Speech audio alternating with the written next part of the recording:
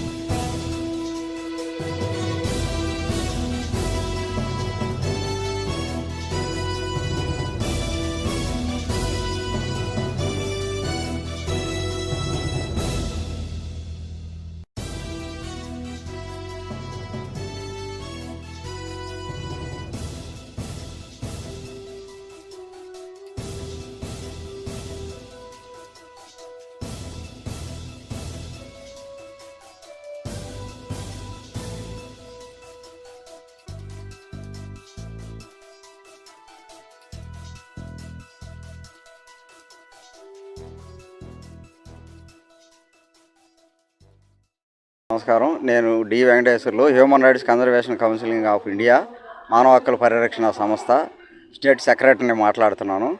నెల్లూరులోని జీజీహెచ్లోని హాస్పిటల్లో ఫుడ్ మీద అనేక అలిగేషన్స్ రావడంతో దాని మీద మేము వచ్చి ఇక్కడ పరిశీలించగా ఇక్కడున్న పరిస్థితులు అయితే వంట మాస్టర్ లేడు, అక్కడున్న స్టాఫ్ లేరు, ఎవరో ఒక నలుగురు ఉన్నారు. అక్కడ ఫుడ్ కానీ ఆడ విధాల ఏమీ అసలు బాగలేదు.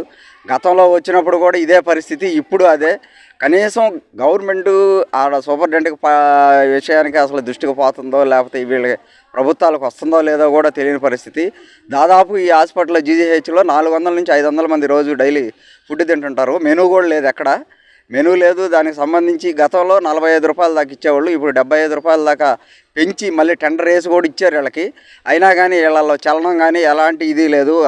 కూరలు కానీ ఏ వండడం కానీ అందరూ పేషెంట్లు ఉంటారు. వీళ్ళు తినడానికి కూడా అతి కారం, వాళ్ళు అసలు మామూలుగా లేరు. అసలు ఇప్పుడు 11:30 అవుతున్నా కానీ ఆ వంట మాస్టర్ లేడు, ఎవరు లేరు. వాళ్ళు మామూలుగా పాపం వాళ్ళకి ఏమీ తెలియదు, వాళ్ళు ఏం చెప్తారో కూడా తెలియదు వాళ్ళని అడగడం వల్ల.